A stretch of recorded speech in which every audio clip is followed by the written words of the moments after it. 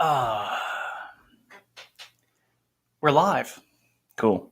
Excellent. Oh, yeah, I just heard the ping on my phone. Buzz, buzz. All right, go ahead and pull up our notes. Mm-hmm.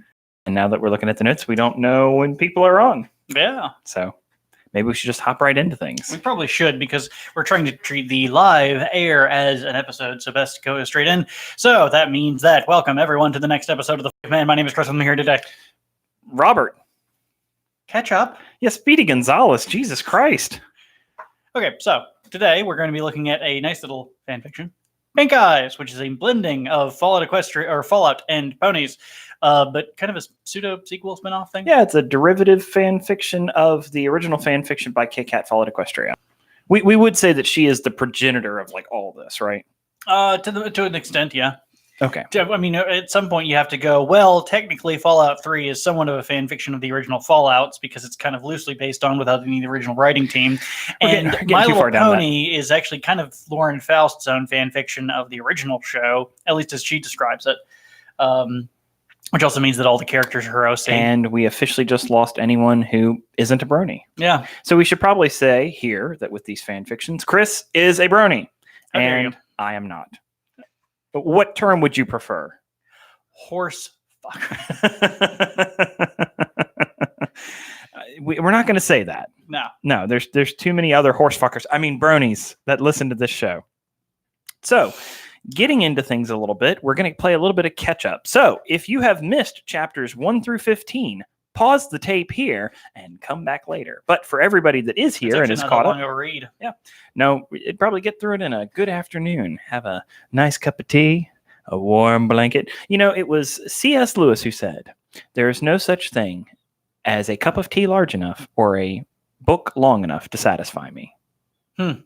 I'm paraphrasing. It may be the other way around, but either way, he was introduced to Tolstoy, correct? Let's be honest. Famous last words. All right.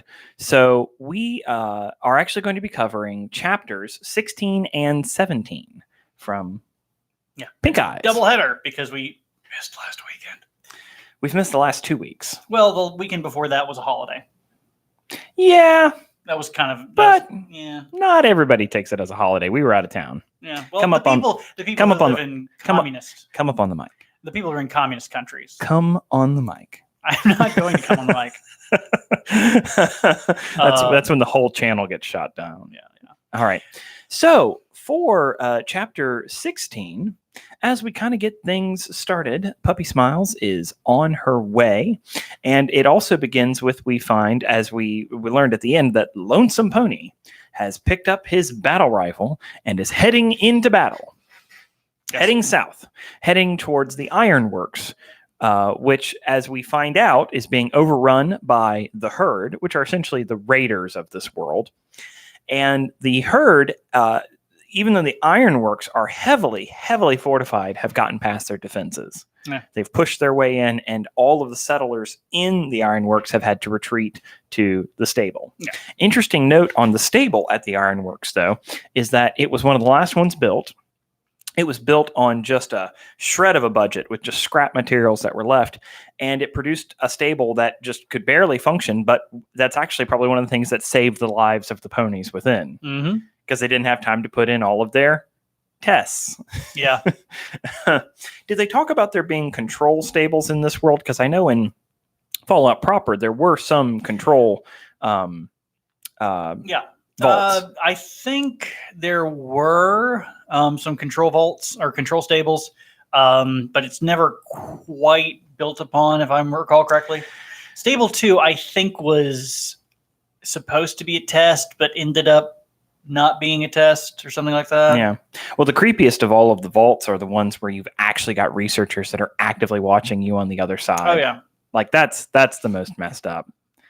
Goodness gracious. But moving on. So everyone is kind of heading towards the big battle. Yep. And we also know that kind of the end of the road for Puppy Smiles' Mama Rainy Days was around the shoreline of the Emerald Coast, Emerald Shores. And where's the next best place for us to go here? Oh, in Lonesome Pony's absence, DJ Good Stuff takes over, and basically Lonesome Pony didn't tell DJ Good Stuff where he was going, so she's pissed and has to run a 24/7 radio broadcast with limited experience. All by myself. Yeah, so basically cursing Lonesome Pony on the air. She's like, you're going to be hearing a lot of music and not much news because I got to sleep. And since I'm in charge, new rules. There's a new sheriff in town. Yeah. So, starts off by playing Metallica. Of course. Mayor Metallica. Maybe that should have been the Pony Bone.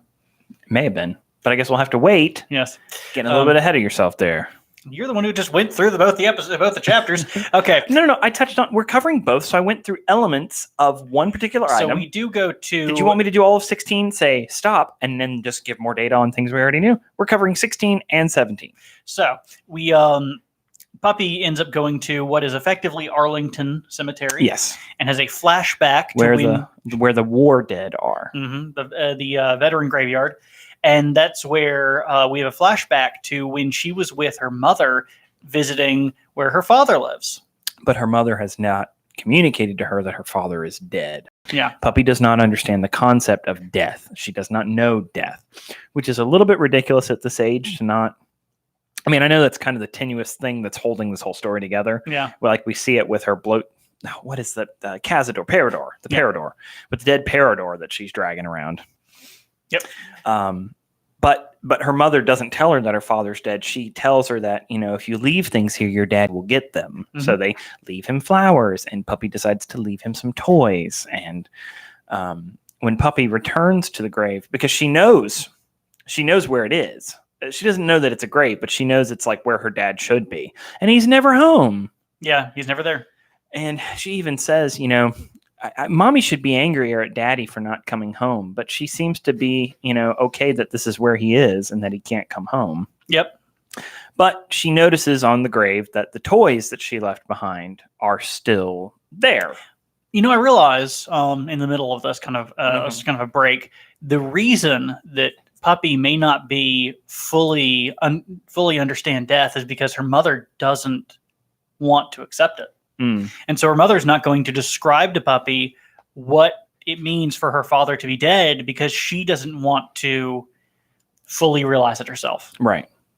And so that's the reason that, because that's kind of been a thing, is like, why is Puppy like selectively at that age knowing about some things and completely oblivious to others? And that's one that's one possible reality for the death, is that Rainy Days doesn't want to admit to herself that her husband's gone. But during this time, Watcher makes an appearance and checks in on Puppy and tries to get a little bit of an update of what's been going on with Puppy.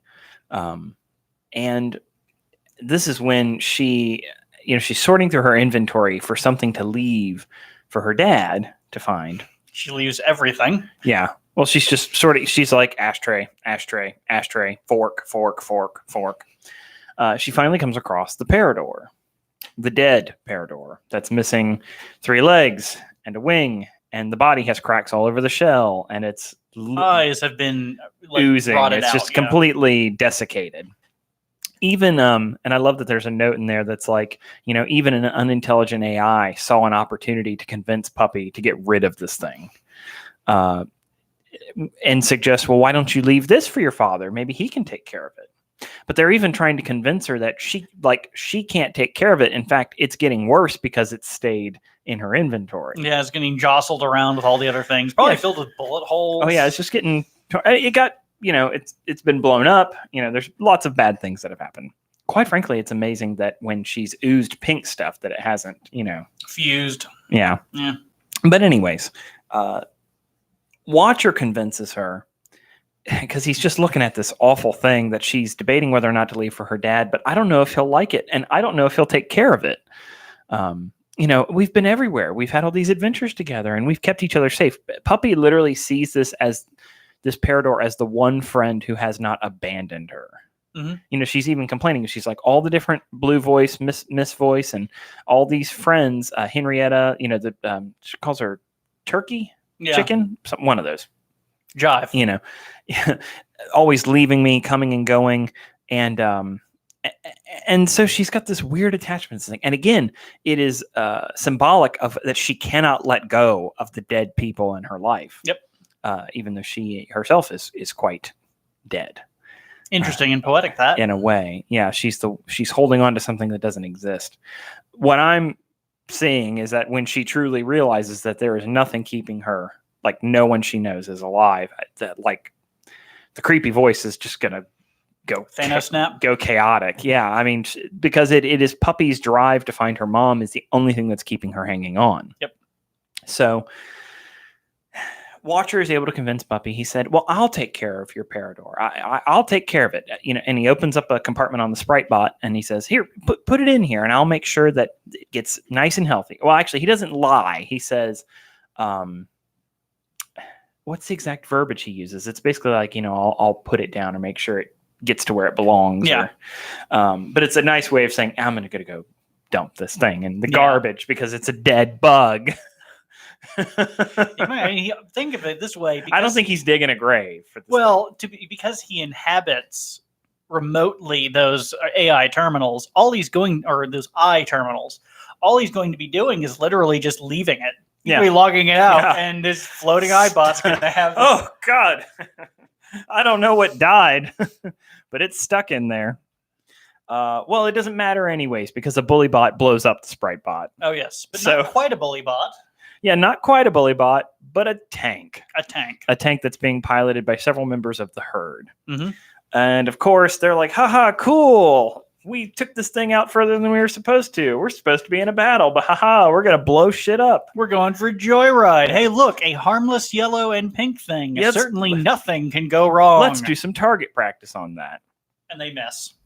Right, they miss, but it still lands behind Puppy Smiles, blowing her forward, ripping her to pieces. It actually blows up her spacesuit dome. Mm-hmm. And she says, oh, great, another bully bot, whips out the Rock of Destiny, and is going to give them some justice. And one of them pops open the hatch as she's trying to climb on top of the tank and gets a face full of pink cloud. Yeah. Which begins to melt the insides of her lungs and her face. And pours down into the cabin. Right. And they're trying to, pour a healing potion down her throat to save her. But as they close the hatch, Puppy Smiles begins clanging away, banging away, breaking glass, trying to break the antenna. And then she finds a cache of missiles on top of the tank and continues to bang away at those until, as we know, one of her perks in the previous chapters is that she can make things explode by hitting them. Yes. And that's exactly what happens. Lo and beholden. Yeah, the tank goes kaboom.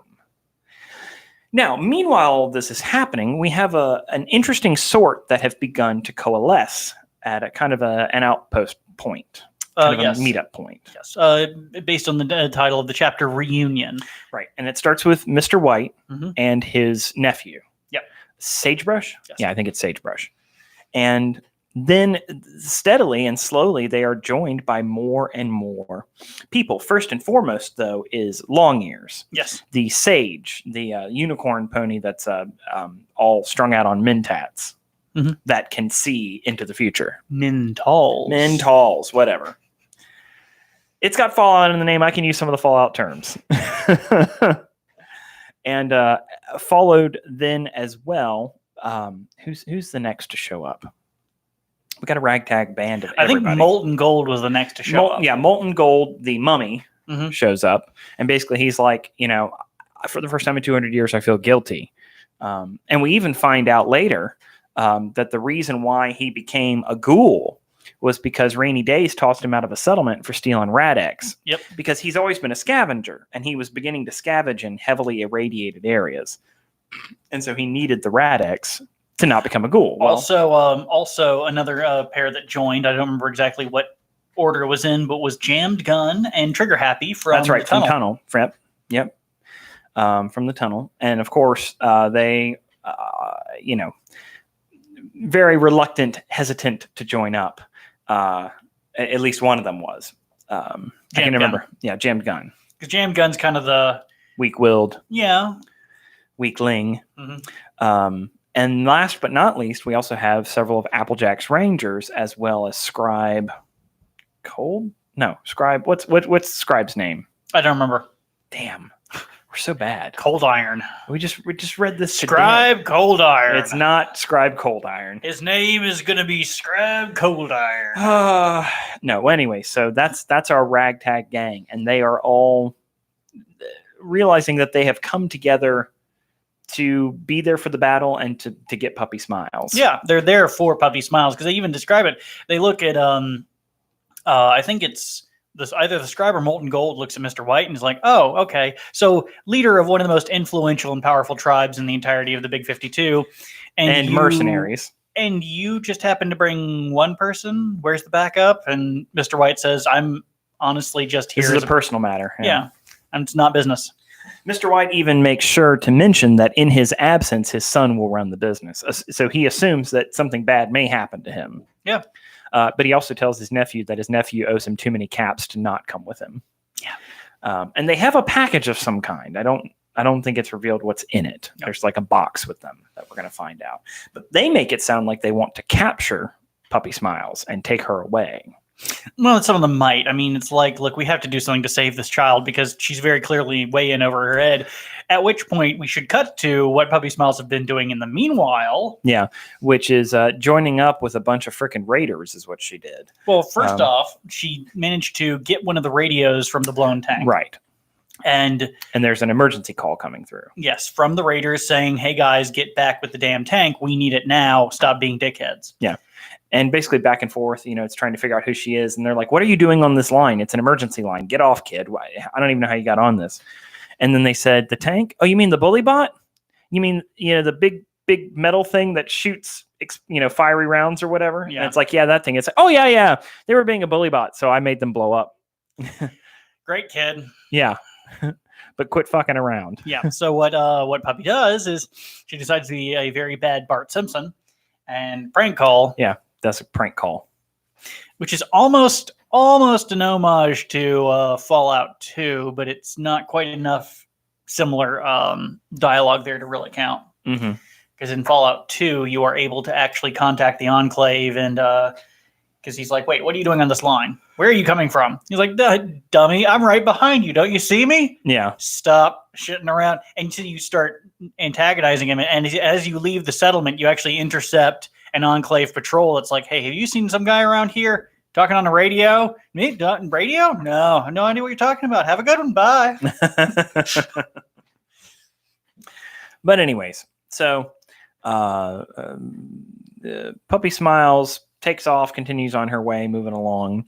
And, but that voice threatens when it realizes it's a prank call, says, I'm going to come there right now and I'm going to spank you. Mr. Stupid. Yeah, Mr. Stupid. And Puppy's like, no, please, no. And it's like, nope, it's going to happen. And so she runs off. She thinks she's actively being pursued by Mr. Stupid. Yes. Meanwhile, this little tease at the end of chapter 16 is back at the grave of Puppy Smiles' father. Are three ghoulish-like figures dressed in pink, yellow radiation suits. Mark IV radiation suits, the same as hers. And inside those suits are the heavily desiccated and decayed remains of several ponies. Mm-hmm. But basically it's just bones. Yeah. And it's even mindless, unintelligent, pursuant. Yes. And they see Puppy Smiles' tracks and they're like, following. Yes. And this was referenced earlier in the story by the scribe, concerned that Puppy is just one exception of several that must exist in the world. Yeah, because they mentioned that there was a gang of them that had started slowly decaying and becoming more and more warped as time went on because they wouldn't grow because of somehow the way the suit kept them alive. Yeah. And so they became more twisted and started killing each other and then disappeared. Perhaps what has benefited Puppy was that she was in stasis for so long. Mm-hmm. And so she, like any other ghoul, has an end date, theoretically. Yeah. So, moving on. Puppy Smiles continues along her way and actually runs into a group of raiders. And she asks them for help, that she's running away from Mr. Stupid, who's going to spank her. And they don't know what to do with her, but they also kind of figure out that she's the ghost. Yeah. And they don't want to screw with the ghost. Yes. But they are without radio contact. Yep. And in fact, their radio is busted. And Puppy Smile says, "Well, I'm great with technology. I can fix everything. I can fix everything." Man, nothing like rolling luck, high on luck. Well, anyways, they said, "All right, you can fix the radio. You will forever be in our crew. It's the red something whatever crew." Yeah. And what does she do? She replaces the battery. Yeah, but she bangs it open on the ground. I mean, initially she's like, "Oh, it's broken." But yeah, then she puts in a new cell and the radio works. Yeah, that's all it was, is battery ran out. And they are able to get in contact with their home base, which is currently based out of the Ironworks, because that's where all of the herd are. And they are called back. So they were supposed to be on a 3-day scouting mission. Now they're called back. And they take Puppy Smiles with them. Mm-hmm. Now, as we march forward a little bit, as Puppy Smiles gets to the Ironworks, to the settlement, we actually find Mr. Stupid. Yes, well, the voice of Mr. Stupid. The voice of Mr. Stupid. And Mr. Stupid, realizing who Puppy Smiles is, levitates her in the air and spanks her. Yes. And punishes her for making prank calls. That's a paddling. It is a paddling. It is a paddling. And where we leave off in chapter 17, if there's not something I haven't forgotten, is Longears wakes up from a dead sleep and says, "It begins." Yeah. We must get there now. Yeah, we have to. Things are in motion much quicker. Yeah. Well, and in fact, even funnier. So, Longears has all these visions, and when the Applejack's Rangers show up, she's like, "Oh, you're here ahead of schedule." Yeah, which is probably not a good sign. No, we were expecting you. We made tea. Yeah, so we're getting close. I'm eager to keep reading. So yeah. I'm glad this was a good one to do 2 chapters on. Yeah, you kind of had to do the connection for it to make sense, I think.